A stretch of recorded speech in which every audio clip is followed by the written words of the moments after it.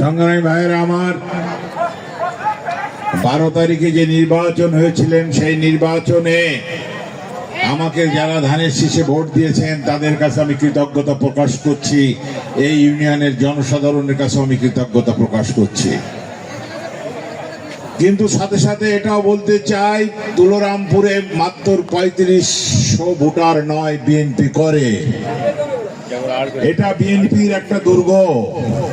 কিন্তু বিএনপি যার সাথে যারা বেঈমানি করেছে, বিএনপির সাথে যারা বিশ্বাসঘাতকতা করেছে, তাদের বিচার আমরা এই তুলরামপুরের জনগণের কাছে ছেড়ে দিলাম।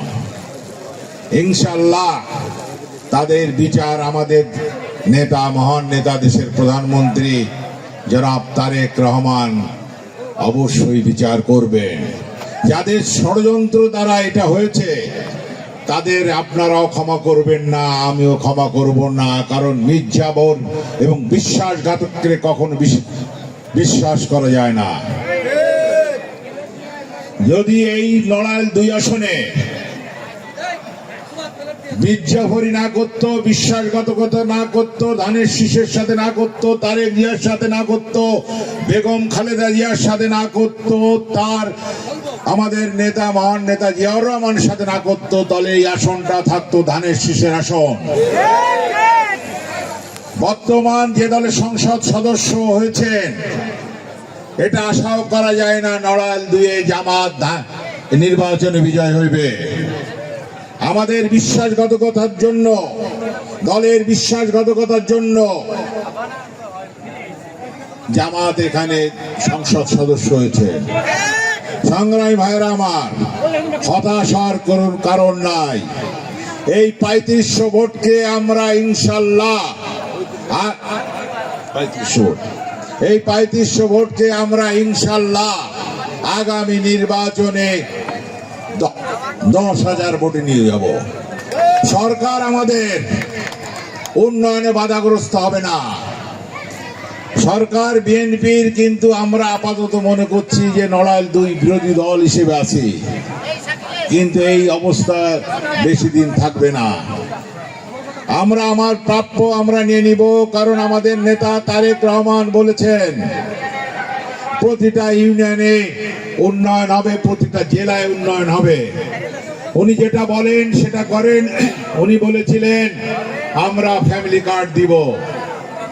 সরকার গঠন করার 18 দিনের মধ্যে ফ্যামিলি কার্ড দিয়েছে।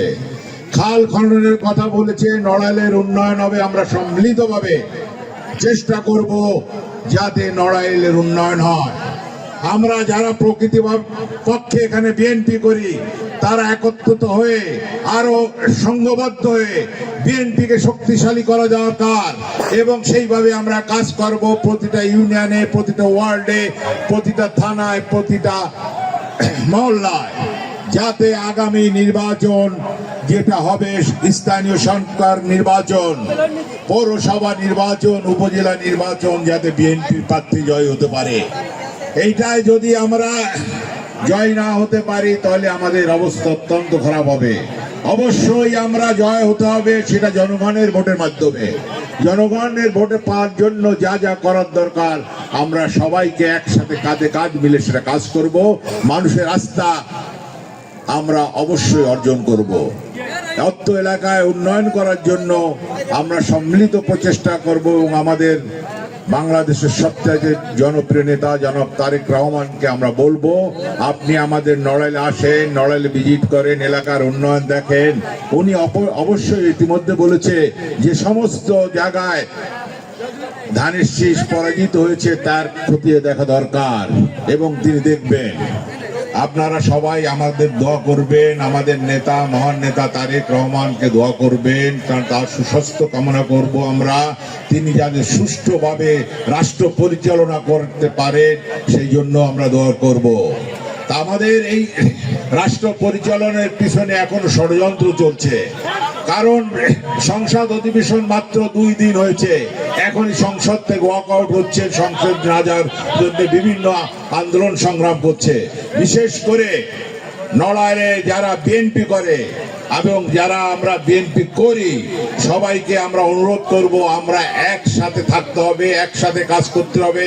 যে কোনো আন্দোলন সংগ্রামকে আমরা সম্মিলিতভাবে থেকে এটা মোকাবেলা করব। আমি নড়াইলের ছেলে, আমি বিএনপিতে আসি, আমি সাধারণ এই ভোটের জন্য আসিনি, আমি আসি, আপনাদের সাথে থাকবো ইনশাল্লাহ। আমি যতদিন বেঁচে থাকবো আমি নড়াইলেই থাকবো, বিএনপির সাথে থাকবো, আপনাদের সুখে দুঃখে থাকবো। এই বলে আমার বক্তব্য শেষ করছি। খুদা হাফেজ।